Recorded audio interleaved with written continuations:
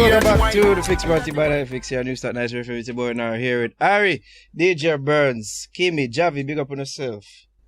And our productions, big up on yourself. Right now we're joined by a very special guest. All the way from Ghana. The motherland. Shatta Wale, one of the biggest dancehall artists from Ghana. Here with us right now.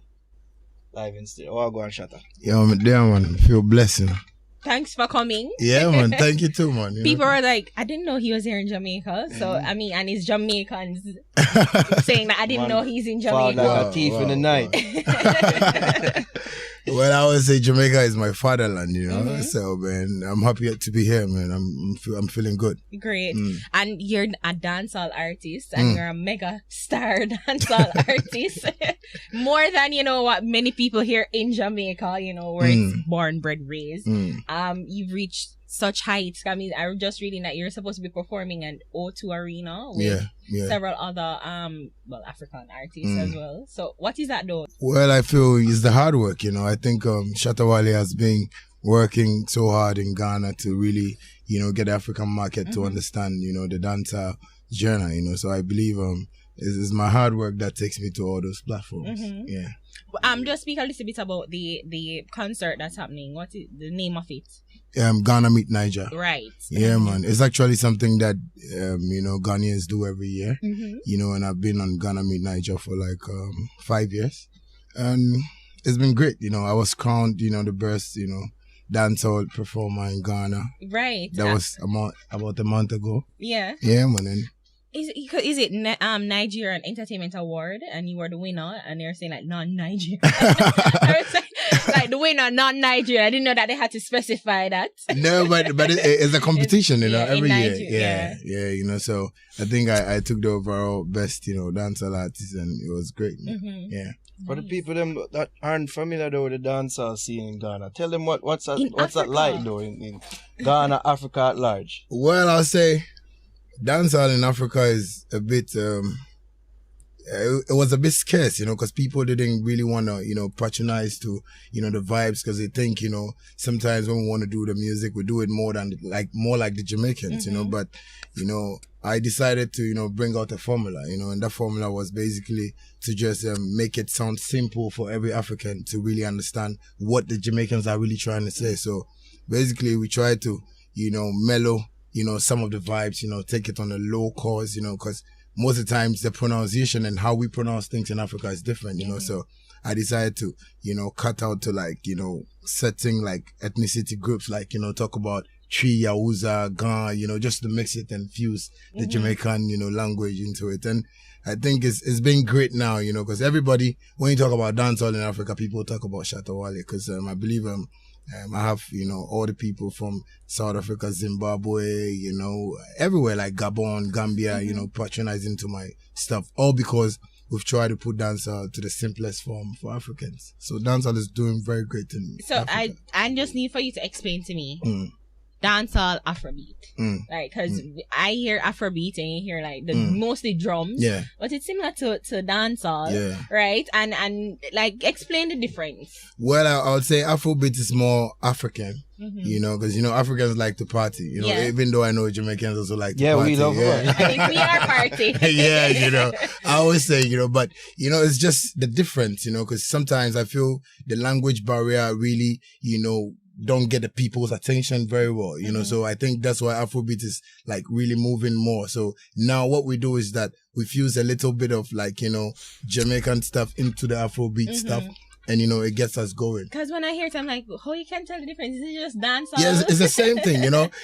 But, you know, I always tell people when I go for interviews, I tell people I don't want people to say Afrobeat, you know. We still have to, you know, put that, you know, tag on it, dancehall, because it's still dancehall. But it's just that because it's from Africa, you know, people are trying to tag Afrobeats and, you know, but it's still dancehall. Yeah.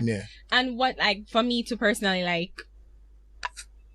international, meaning the US and, you know, other mainstream artists always seem to take from the Afrobeat and the dancehall. Like, how Ghanans and I guess Africans at large, like how you feel when somebody take it from you, the beat, and, you know, trying to incorporate it with hip hop, you know, like how is the feeling over there? Because we have a little. Yeah. Well, sometimes I feel proud that, people outside, are loving what we're doing and they are really patronizing to the works coming from Africa. So I feel it's a step, for, artists in Africa to know that we can also get to the mainstream, talk about the American markets, the Jamaican markets and stuff. So I believe it's one thing that, I really love to see, because I want to see Jay-Z run on an Afrobeat. I want to see somebody like Movado, run on an Afrobeat and just go wow, So I think it's a great feeling. I think, who is it? Busy or Gham? Movado, anytime them touching Africa, Yeah, I think it was Gambia. Yeah. Gambia, yeah. Performed to audience of 40,000. Yeah, no, it's crazy. When Jamaican artists come to Ghana, it's mad. Because everybody loves to see them, because that is what is happening in Ghana now. I don't know much about other African countries, but I know Ghana is strictly a dancehall, country right now, because I am the first dancehall artist to win the Artist of the Year in Ghana. I opened doors for artists like Stoneboy, a couple of artists in Ghana, what about Patoranking? Yeah, Patoranking is from Nigeria, but he does more of Afro. Okay. Yeah, but he fuses it with dancehall. Yeah, but in Ghana, we run it. You say you're the first dancehall artist to win that award. What type of artists usually win that award? Mostly because of, the system. Ghana was into hip life, hip hop music mixed with high life, but when Shatta came out with his stuffs, I think it turned the whole country around, because people... He's talking to himself in the third person. He's a true dancer. Yeah, because, people never love dancehall, because one, people see dancehall artists in Ghana as rowdy people, as crazy people, even the reggae artists, Ghanaians see them they don't have any use in the country and stuff, but we've tried to, polish things, make them see the business side of the work, we just make people know that, this is my career, this is how I want to run it, and this is how I'm doing it. So it's basically something that I tried, that's what I'm saying, I tried to fuse a couple of local languages in there for people to just get into it, and that's how come we won the Artist of the Year. As you say, so apparently Shatta Wale is known for being very outspoken and man, like a Jamaican. And apparently there's some issue with some awards committee and the same people that give me the Artist of the Year. You bad them up for winning the Artist of the Year. Because sometimes I feel they don't really want to give us the chance to explore the talents, and in Ghana we have this timidity and fear in most of the artists, because artists are being bullied, not getting paid, and when they go say it, presenters and the media don't want to promote them. But I didn't come out from the media, I came out on my own. I sat down one day and I was like, I need to promote my music hard, and I think God really gave me that direction that put it on the internet, promote it on Facebook, and that's how come, Shatta Wale became Shatta Wale. So was it a situation, did you try, actually, I hear you say hip hop and high life, I don't know if that's... hip life. Hip life, yeah. Okay. And did you try other genres and then you just so happened on dancehall, or was it that you started out as a dancehall? Well, from school, I started as a dancehall artist, everybody that knew Shatta Wale, I was Doggy by then, So after school, I just changed my name to Bandana. Yeah, and, I started doing what they were doing because I felt, I needed to fall into the market of what, Ghanaians really love. But I was also doing dancehall in there, but they weren't getting the picture, So I think after Bandana, I went back a while, got my studio equipment, started, learning how to produce beats, and came out with the name Shatta Wale, So that was when I started hitting hard on the dancehall, and things just changed. So it wasn't that I didn't start with dancehall, I started with dancehall. Okay. Was there a moment for you you hear a certain song or a certain artist and say, yes, I love that. I want to do this. I love dancehall. Yeah, sometimes when I listen to certain songs that come out from Jamaica, I go yo, man, that's me, man. Because I was listening to Vibes Cartel every time, and I was like, yo, anytime he releases a song, I go man, why was I even born in Ghana, man? I'm sure it's not that bad. No, but because my dad, you see, my parents knew how I grew up, Yeah. you know, and you know they knew I loved like CJ Louis, Shabba Ranks, you know, all them people. But I felt, you know, I really wanted Ghanaians to really understand that type of, you know, music, because you know people feel maybe it's just boom boom boom boom, but like, you know, sometimes when you listen to dancehall, you get certain vibes, you know, motivational stuff's in there. So anytime I listen to some artists in Jamaica, I go like, no, maybe I need to come and stay in Jamaica, learn a couple of things, and you know, start, you know, marketing myself from here. But you know, I'm a Ghanaian, I can't run away from that. Yeah. But all I can do is teach my people, and that is what I'm doing now.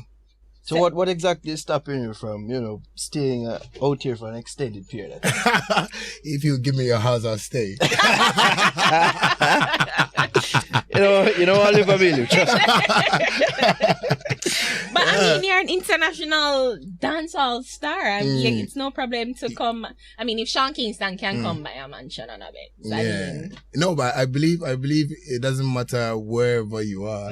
It's just that when you are business inclined and you really want to get there, because that's me. When I want to get something, I try my possible best to get it, you know. So I believe me being in Ghana, I believe I can still do the dancehall music and get my Jamaican audience, you know, and get my Jamaican fans. Because I have friends here who call me every time and go like, yo, Shatta, you have to come to Jamaica. And I go like, yeah, give me some time, I'll come to Jamaica, you know. So I believe I'm still working on that. And as I'm here now, I'm going to be coming here like, you know, many times. So you want to like go on Sunfest? That's a dream of yours, to perform at Sunfest?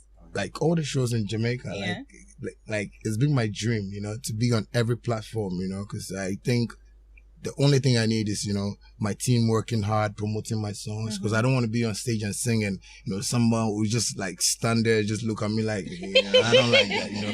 I want what people, are you saying? Yeah. You know, because once upon a time, you know, I went for a show like full of Jamaicans in Ghana. Then I wasn't big, you know, and, you know, someone told me, yo, some Jamaicans. I was like, yo, I need to really show my talent today. So I went there and everybody was like, you know, because they didn't know the song, you know. So I like to we're the hardest set of people them always.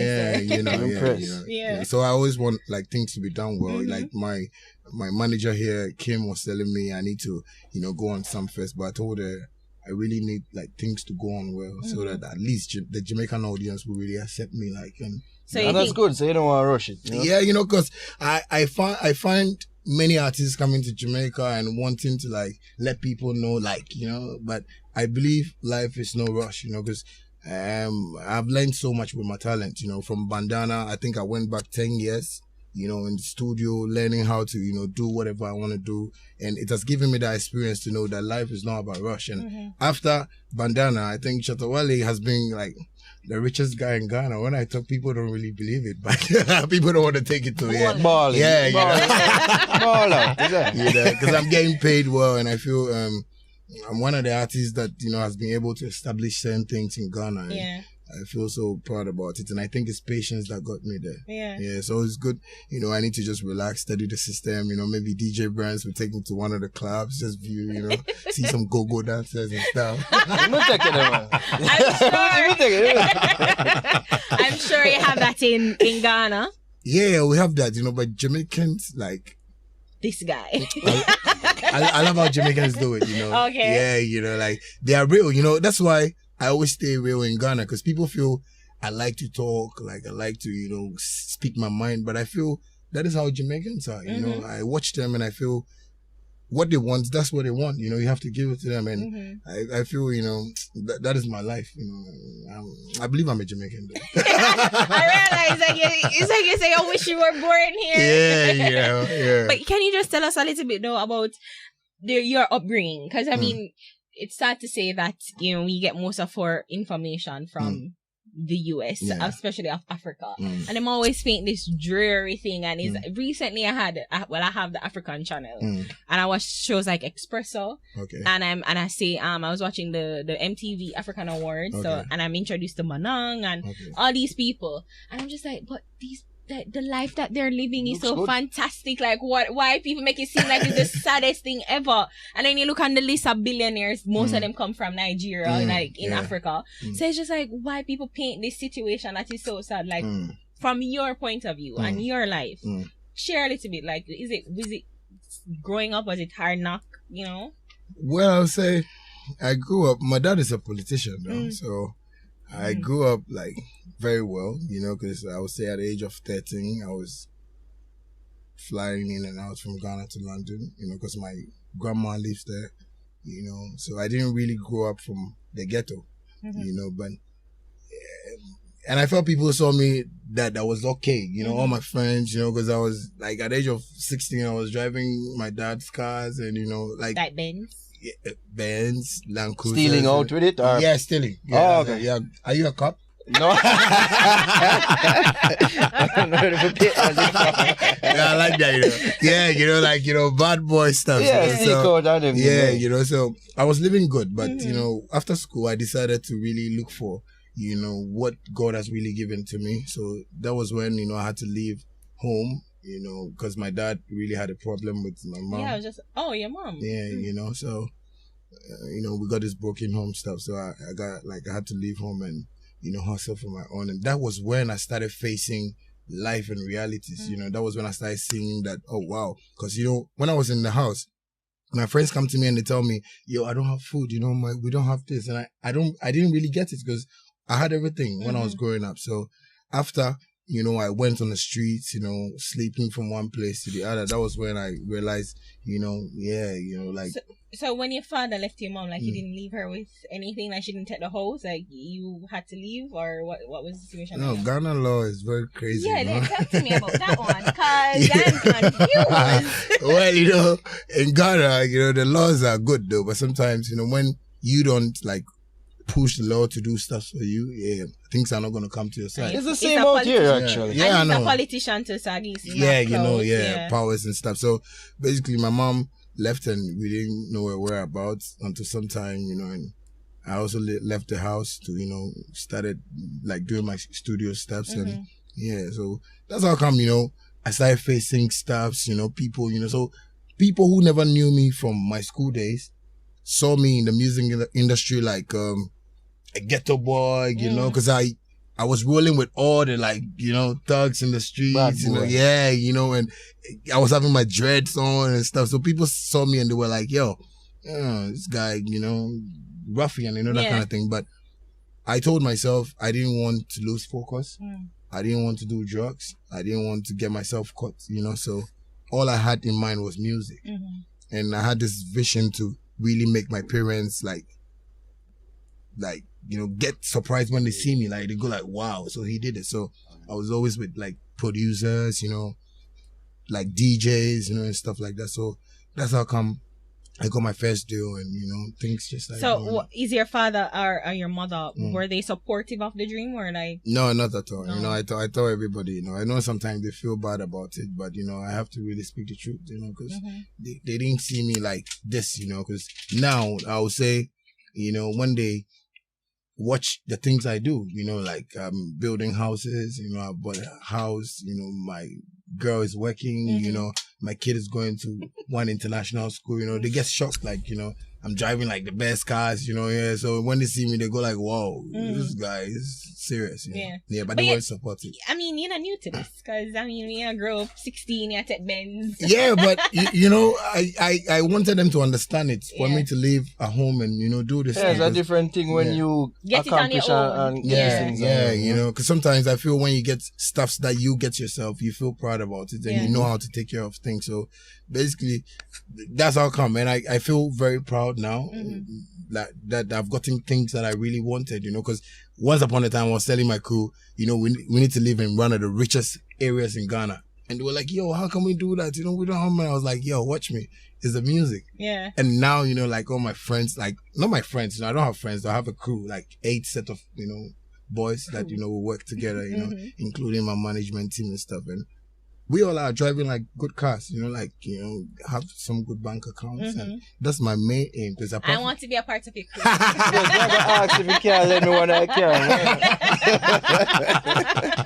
Just man. So, like, so you're trying to make international, local Jamaican connections. Like, are you working with any name brand producer, or did you work, or have you worked with any name brand producers that we know of? like we would. Well, I think I started working with Damage, courtesy my management here. I've worked with like YGF, I've worked with Sean Storm.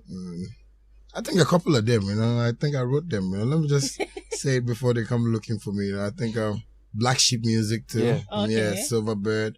Not nice. Yeah. Black Sheep love the African Yeah. music and Can be some, yeah. And Epic Jones, so a couple of them, but I really want to work with, more of them. 'Cause, I think the feeling will be nice when I meet, them one-on-one, because I don't want to be working in Africa and I want to come here, come record, go back, And who is the Jamaican artist? Retirement or still working that you want to work with? Like if you can draw the one out of retirement. You haven't worked with before. I know when I not say Carter be in a jail. but I love Vibes Cartel. I love every Jamaican artist, but I feel I love some of them who are on the mainstream, because I don't just love them because they are in that line, but I feel, they really know what they're doing, because when you're an artist, you need to know that this is business. This is how you want to work. But some artists want to work and just, put their chains on their neck and, wear what, and we all know some of them are fake, but they still want to wear it. That's how some artists see themselves like, but I want to work with people like that, like Alkaline came to Ghana, I had a song with him. Yeah. Yeah, they're on the ATM remix. Yeah, because I'm trying to work with them because I feel they have that business mind, to, because most musicians are just on stage every time, but they don't really know that, this is business, at least when you're getting paid, you know how to, sort yourself You can't out. tell say your father a real politician, because you're just about the business. Yeah, I love business. Yeah. It's all about the money. Yeah. It's important, funny thing. yeah, man. Oh, we did land that collab though, Alka. When he came to Ghana, we had a chat and he was like, he has a song that he wants us to do, and I was like, I'm ready for it, because people love it. When he came, I even told him he has like Wally performance in Ghana. He was like, am I sure, but on the day of the show, that was when he saw that, Ghanaians really love his music and stuff. So after we just exchanged numbers and he told me he was going to send me a reading for us to, do a collab, and I was so glad about it. And I respect him for that, Well, Shatta Wale, give thanks for passing. Wait, I want ask so I do my little research. Oh. So I kind of want, get a little mix up and thing in. God. Stone Boy's wedding. Like what? When you Google Shatta Wale, that's the first thing that comes up. So I was like, what is this mix up? But aren't you with him on the Ghana Meets Niger tour? Like, yeah, the one in London, I think is a bill, But sometimes I just tell people, I'm the only artist that people use me to fight other artists, you understand? Because one, I don't really go to radio interviews. I don't go to TV interviews, but my music is always on the streets. And the industry is always trying to get a way to, just, wipe me out. But, the music, because that's what they're doing in Ghana, because they always want to fight me with maybe if it's not Samini, it's Stoneboy or my own, like all of them are like my boys that I knew, we grew up, I didn't grow up with them. They were coming to me, because they felt I had this Jamaican, lifestyle, most boys want to dress like me in Ghana because they feel, this guy, but I'm a humble person. I like to keep life simple and, meet people and talk to people. I tell people when I'm off stage, I want to be my normal self. I want girls who know me and like me to call me Junior, but I don't want them to call me Charles. Charles. Yeah. So basically, they just fight me for no reason. Like Stoneboy's wedding, but I don't know how come this whole thing came into my line, because and his wife is a doctor and my wife is not a graduate. I was like, he should have given me an invite. I would have come. But Ghanaians just want to twist the whole thing, go like Stoneboy is marrying, Princess Diana's ancestor or something. Yeah. But it's all good, man. Yeah. I love it. I don't have emotional feelings for stuff like that. I believe the controversy is good for me. I've learned from it, and I think I really want to go far with this because it has built me up to be a man. You know, so when I hear stuff like that coming up, I don't feel the pressure. I love it. Yeah. You accept it. Yeah. As you should. Yeah. Work with it. A true dancehall artist. Yes. Are you going to Sunfest? Like, you just to be a patron there? Yeah, I want to go watch it and see how it goes. Like, you know. Because I think Pataran King should be. Yeah, I think he's on build. Yeah, though. performing. Yeah. Are you good with him? Here's my youth. Yeah, we're good. Yeah. Okay. You said so. I'm not trust that. Oh no. Are you good with Pataran King? Oh no, he knows we're good. You know, Okay. he knows we're good. But sometimes, you know, I just don't like artists who want to lie too much. You know.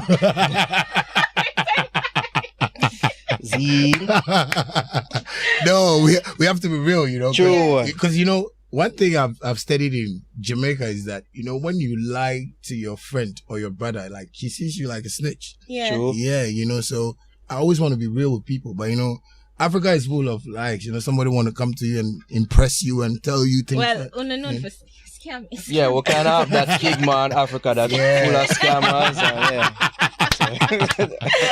I guess it's partly true. Well, I'm saying we scamters. I don't know. No. Anyway, it's everywhere. Yeah. Africans, yeah. We love money, so anyway. Burns, you have Ayo? Yeah, me like that song, the Ayo song. I'm not entirely sure what SS wrote, but me like the vibe. I'm not sure. I'm not catch every word we catch song, but me like the vibe. That's one big tune in Ghana. See, now, we can take you out with that. Big up to Shatta Wale. Tell people them can follow you. Yeah, man. You know, so I think you can follow me on Twitter, Shatta Wale GH, Instagram, Shatta Wale Nima spelled Nima. On Facebook is my real name, Charles Niyama Mentor. People can follow me and just, you know, listen to my vibes. And, you know, I really want to get the Jamaicans listening to me. So, yeah, Jamaica, I'm here, man. I love you. They will after this. Yeah.